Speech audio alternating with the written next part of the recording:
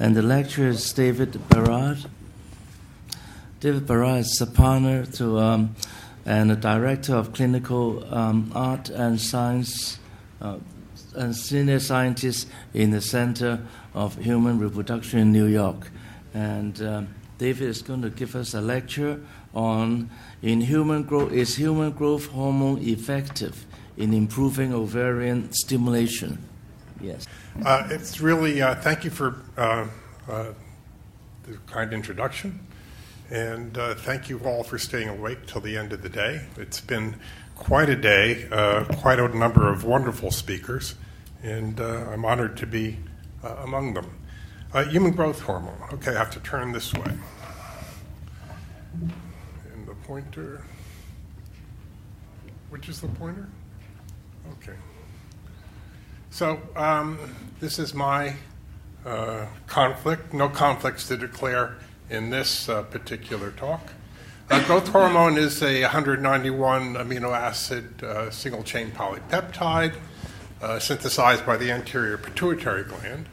Until 1985, growth hormone was collected from cadavers, but then there was a few cases of Jakob-Creutzfeldt disease. Oh, there's the slides down there. That made cadaver growth hormone be removed from the market. But at the same time, they were able to synthesize growth hormone. However, that was a complex synthesis. It wasn't until later that we had recombinant growth hormone. Growth hormone is also known as somatomedin. As you know, there is a growth hormone releasing hormone. There's also a inhibiting hormone, and so that's how it's controlled from pituitary. It acts chiefly on the liver to create IGF-1, which is also known as somatomedin, and acts on various organs throughout the body, including the ovary. I keep pushing them forward instead of the thing. Growth hormone is not approved for any use in reproductive treatment. It is approved for treatment of short stature children, short stature and Turner syndrome, and cases like Prader-Willi syndrome, and also in adults who have growth hormone deficiency or muscle wasting as related to something like AIDS. And as I said, in 2006, recombinant growth hormone was approved, which made it somewhat more affordable, certainly safer than cadaver hormone. And these days, there are a few companies that are making recombinant growth hormone. One of the clinical issues are that it comes in different concentrations from different companies, and so you have to keep recalculating the dose depending on which growth hormone your patients can get. So growth hormone works via transmembrane receptor. It activates a tyrosine kinase and leads to expression through IGF-1. So there are growth hormone receptors on granulosa cells, growth hormone receptor RNA, messenger RNA was detected in granulosa cells in dominant and antral follicles. Transcripts for growth hormone receptor have been found in cumulus cells and in naked oocytes.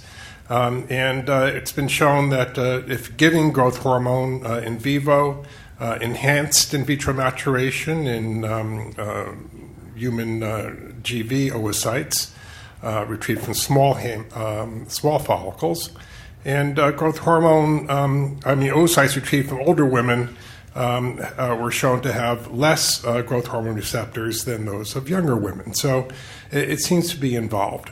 Growth hormone effect is mediated by release of IGF-1, which is somatomedin in the ovary. Now, it's interesting, and I don't know how many of your patients come in saying they read on the web that they're supposed to, that they want to take L-arginine. I didn't realize until I was preparing this talk that the reason that they're taking L-arginine is that there was evidence that L-arginine increases endogenous human growth hormone. And so there have been studies that have looked at that. Of course, recombinant human growth hormone has been studied, and we'll talk more about that in a minute. People have tried using growth hormone releasing factor and pyridostigmine, which is a cholinesterase inhibitor, and inhibits somatostatin, which is the growth hormone inhibiting factor, and therefore leads to increase of endogenous growth hormone from the anterior pituitary. So we've been talking all day. I've been hearing all day about how the follicle is acting, how important the intact follicle and the active cumulus cells are in maintaining the oocyte. And so since growth hormone does act on granulosa cells and increases IGF-1 production, it was reasonable to think that there might be some effect on the oocyte through growth hormone administration. We're short on time, so actually people have begun looking at this since the early 1990s. And if you look at this forest plot from a 2010 Cochrane report, you can see that, oops, I did it again. Here we go. You can see that most of these are showing improvement. Now, this top one is looking, this is in poor responders. So when they looked in poor responders, they were able to see improvement of pregnancy rates in women in these randomized trials, and of course in live birth rate as well. And in this Cochrane review, it was only in poor responders that they were able to show a significant effect. Now, poor responders are part and parcel of what we see at CHR. And so we became interested in this. Dr. Gleicher and I became interested in growth hormone. We've been talking about it for about 4 or 5 years, but we didn't have the bandwidth to get into it until recently, and I'll show you what we're doing in a moment. Interestingly, and I think this is important, this recent article in Fertility and Sterility looking at ovarian stimulation, how the regimen of ovarian stimulation affects oocyte and embryo quality. And I think it just points out that as we've been talking today, you get good embryos from good oocytes. And one of the things that they talked about in this article was using growth hormone. Now, the nature of meta-analysis is that they go back, they find randomized controlled trials, and they plug them into the bin, and they try to see what they might mean. So the randomized controlled trials in this meta-analysis are basically the same as the ones in the previous. So it's not surprising that all these were there and were positive, and that the overall effects are still positive. But you do note that the most recent one in 2013 was not didn't add anything to this positive effect, and that those that were most positive are the oldest ones. So I don't know if there's a difference in the growth hormone we're using or a difference in the way patients are being selected for it. It could be that after the Cochrane review, which showed that it's most effective in diminished ovarian reserve patients, people have been restricting to diminished ovarian reserve. I'm not sure, but you can see that it does appear to be a decreased effect. In any case, as Dr. Gleicher mentioned before, we have reasoned that if this is going to be effective, we wouldn't want to just begin treating in the last 2 weeks of treatment, but we would want to extend that treatment earlier so that we can affect the antral follicles. If you don't build a better antral follicle, you're not going to build a better follicle at the end of the day. And that is where we are in terms of our thinking. And we began, as Dr. Gleicher mentioned before, to treat people for 6 weeks in our trial. So this is our description of the trial on the clinical trials site.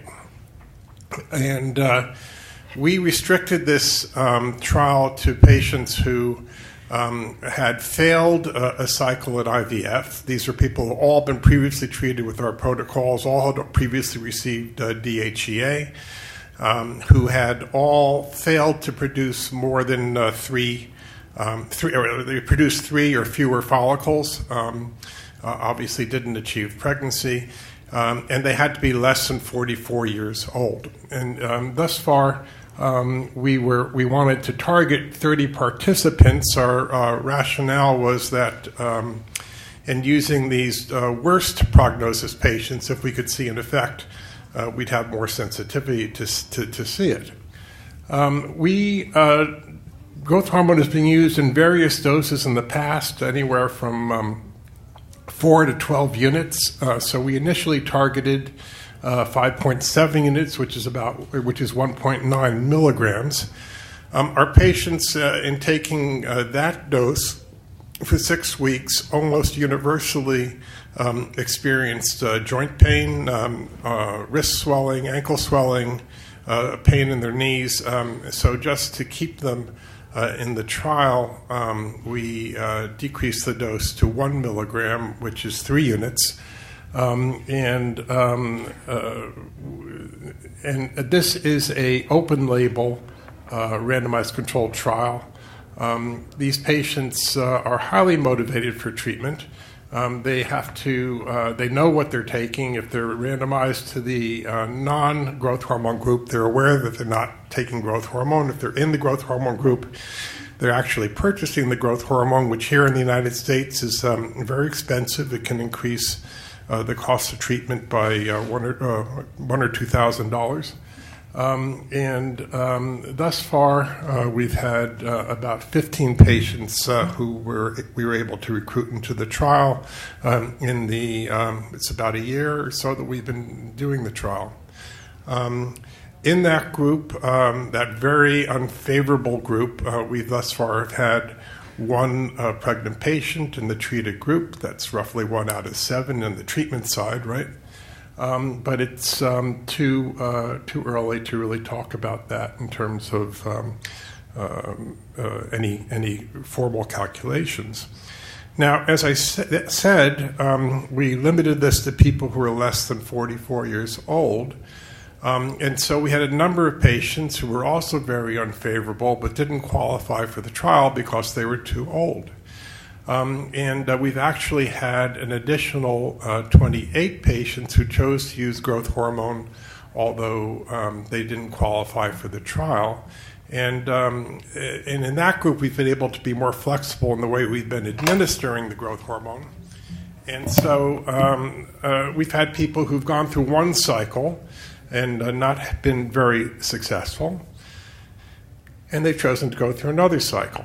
And the interesting thing that we've observed, and it's going to lead us to probably change or maybe start another trial, is that in the second cycle of growth hormone, at the same relatively low dose, they start seeing more of a result. And so we've had people who've gone from almost no oocytes in their first trial to really excellent response. I think we got up to 6 lovely embryos from some of these people. And we have one of these people who are they're older and they're the most unfavorable patients you can think of. We have 1 ongoing pregnancy in that group right now. So I think, as I said, it's premature to do any formal analysis of all this, but I think that it's a interesting area. We have to decide which way we're going to go with this, which patients are most likely to be able to respond, and it'll hopefully be something we can talk to you about more in the future. So thank you for your attention this afternoon. Thanks to my coworkers, and look forward to seeing more of you as this conference proceeds.